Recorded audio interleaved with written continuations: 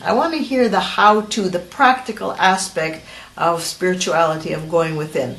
We've all heard, go within, wake up, oh man, you've slept long enough. And I've been on the path for many years. In fact, I'm writing about it right now. I thought it would be a good idea for him to actually show us how to go within. Gábor. Perhaps I can elaborate a little bit as to why go inside. Why is it so important to consider going inside? The reason for its importance is because that is the way to actually attempt to control the mind by actually slowing it down or stopping it. Our mind normally, because of our culture and because of our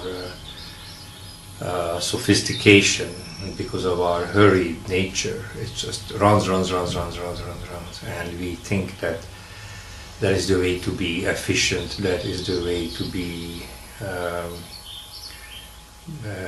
more faster, bigger, better, that is the way to get better marks. We got to a stage now as a society where that will not work anymore. We lost connection with our being, deep inside being. And therefore, as much as the mind covers up the deep being of us, to that extent we'll have to be more efficient, more rushing. To that extent we'll have to put in more effort to our undertakings. Or simply just to manage the everyday events of life. The question was how to go within, so the how to go is already started. My voice is slowing down a little bit, and look into my eyes. Don't worry, it's not hypnotism or whatever. And as you look into my eyes, just feel your hand. What do I mean by feel your hand? I mean that you keep looking into my eyes. You don't have to look down, see where my hand is. Just know that your hand is there. Be aware of your hand as you look into my eyes. And smile at it. What do we mean by smile at it? Just simply smile inside. You don't need to understand how to smile inside. We don't need to know how to define it. Just smile.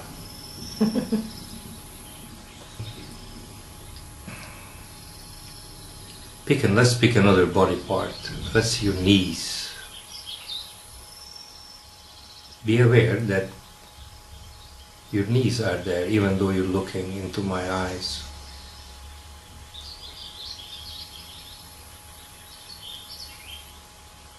Again, smile at it from the inside. If it's difficult, first smile outside. That outer smile usually has an inner representation, so then just simply send it to your knees. And send that smile to your thighs. Send that smile to your nose. Any body part that you want.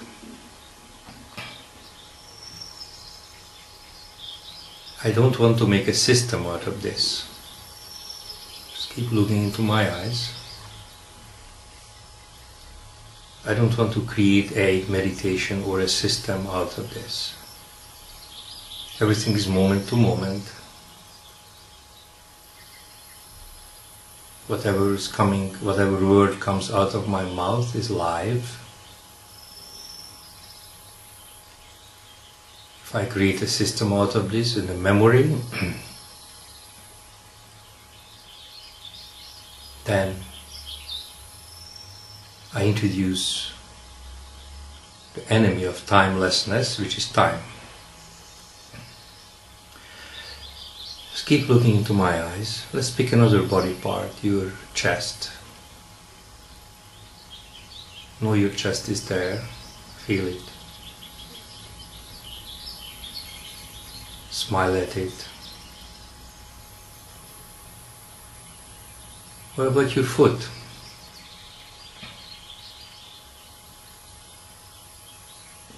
You know your foot is there even though you're not looking at it.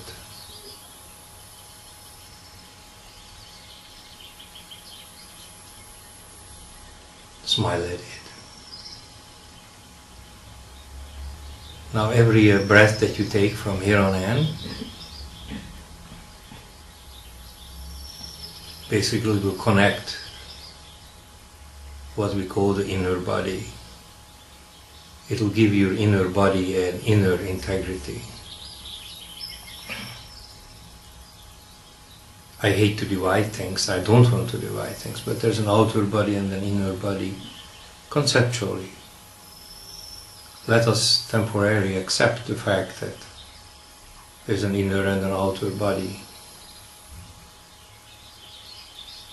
Your outer body has proportions.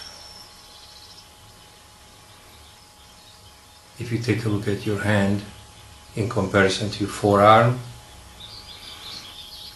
it has a certain proportion, what we call the golden mean. So the outer body has a proportion.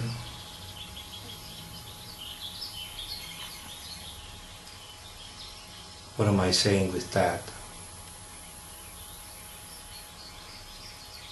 I'm saying that nature provided us with some proportions, and when our mind is running, our inner body is in conflict. We're not in integrity with our outer. By slowing down, not externally but internally, the inner body will be in integrity with the outer. When the inner and the outer is in integrity, you have the possibility that your being will recognize itself.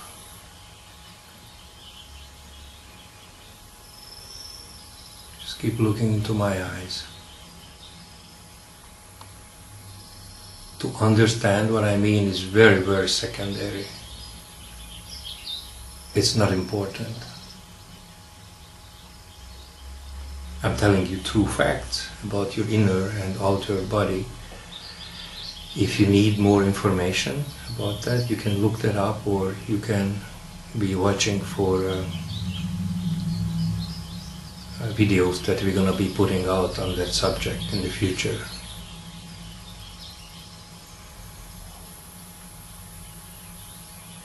So your attention, your eyes, is connected to my eyes, listening to my voice, but most importantly feeling your inner body or any part of your body. If you feel that you got out of it, just simply look at me and feel your hand.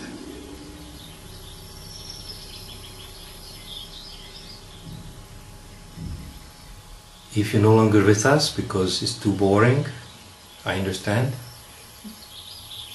That means that you are not ready for this kind of simplicity.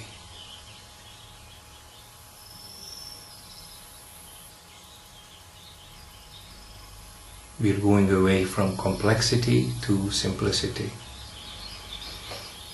Now, just because you're not ready at this moment for simplicity, it does not mean that you're not going to be ready tomorrow morning or 5 minutes from now. So just be with me, be with us. You start to feel this incredibly warm, loving feeling in your chest and in your heart, with your inner body. When the inner and the outer comes into alignment, you will start feeling the feeling of being. The feeling of being is not in time. So it's not the same as a feeling as a result of meditation. Meditation has a beginning and an end. I'm trying not to structure this at all, so that you would not mistake this for some sort of meditation. Am I against meditation? No. What I'm against is bringing in time to a particular exercise, lack of a better word, into an exercise that's supposed to lead you to timelessness. Just be. This is simple. This is who you are. That's your nature. You inherited this. It's your natural inheritance. I'm not giving it to you. No one does. You already have it.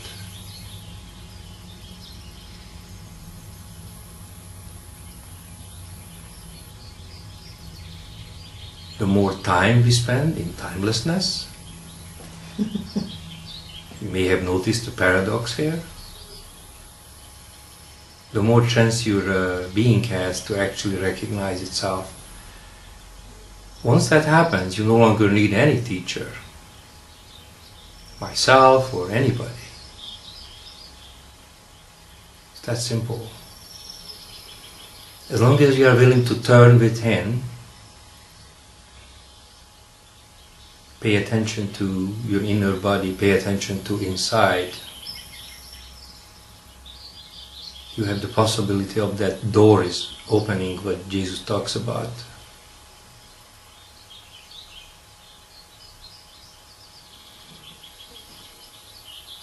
Once that inner calm comes over you and that door opens, which is equivalent to going through the eye of the needle, what do you have to do to maintain it?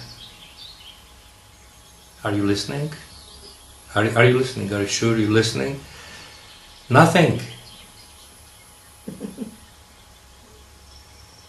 In the timeless dimension, not doing is how you get your so-called results. In the dimension in time,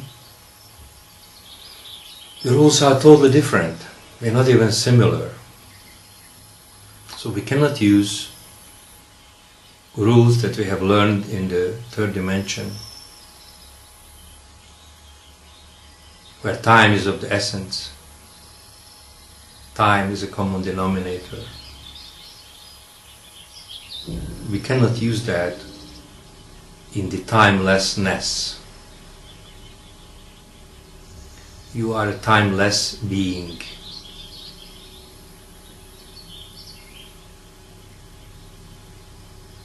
What dimension is that? It isn't timeless. You just are.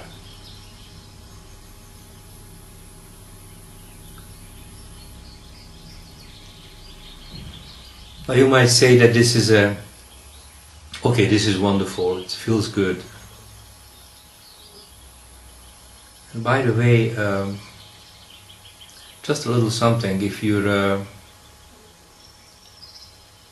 wherever you're sitting,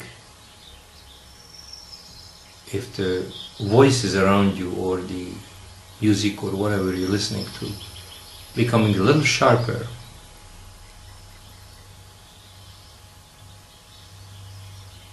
if what you hear becomes a little sharper, that means that your mind either slowed down or stopped.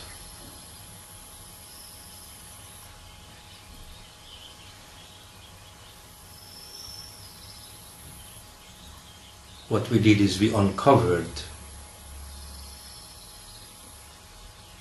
your being. That's what you feel. Here is what's important. It's an absolutely perfectly functional state. It's not something that you do every Sunday morning. It's not something to do twice a day as a meditation practice. It's a perfectly functional state. Because the mind might say, yeah, this is okay, this is nice and calm, but I gotta get to work, I gotta make money, I got to pick up the kids. And the mind assumes that the only way to pick up the kids, and the only way to cook, and the only way to do life is to rush, rush, rush, because after all, that's what we're used to. You can't possibly imagine, or the mind cannot possibly imagine, functioning from this perspective.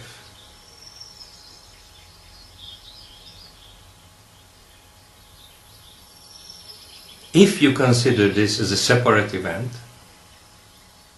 it's totally useless. Why? Because by considering it as a separate event, you're introducing time. Introducing time pollutes it. Introducing time opens the door for a saboteur, a person who does sabotage. You might as well not bother. It's a functional state. What do I mean? First we practice being and walking. Oh, isn't it amazing I can be and walk? Okay, not so bad. Yeah, but what about picking up the kids? What about this? What about cooking? What about shopping? What about standing in line? What about going to Costco? And what about this? And what about, oh, okay. That's you. I was imitating your mind, by the way.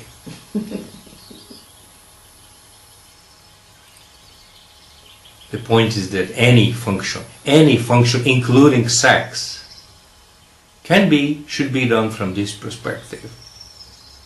It's a clean perspective. Anything you do it without a reference point. It's clean looking, clean hearing, clean feeling, like a kid. Yeah, but what do you mean a kid? A kid doesn't know how to do this and doesn't know how to do that. That's true. From this perspective, you can pull in all the narratives that you learned in your adult life. You start out by no reference point, clean looking, clean questioning, clean doing. If you need a narrative or a skill that you have learned, if you need a narrative, then you can just pull it in. But the narratives that you learned are not going to control your life or get you confused.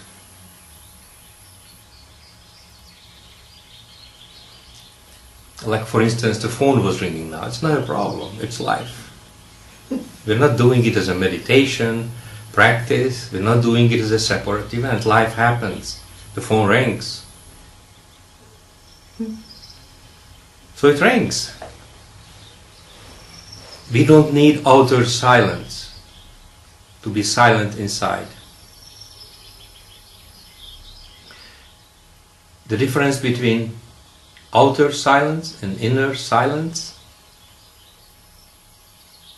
is like comparing the butterfly strokes in swimming to the butterfly. That's about how much they have in common.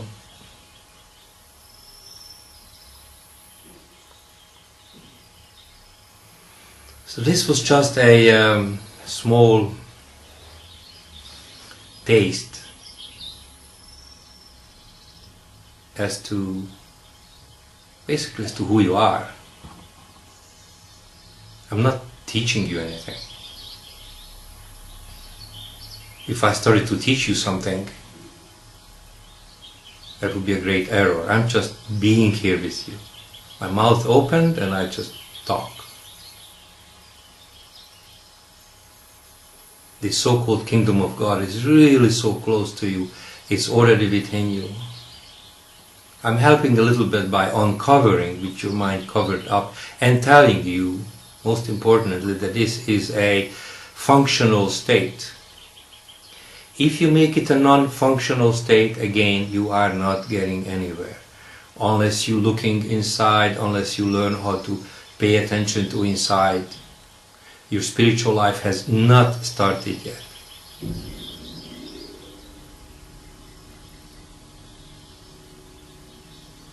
Nurit, I hope that this answers your question, and look for further videos coming up from us, and God bless you.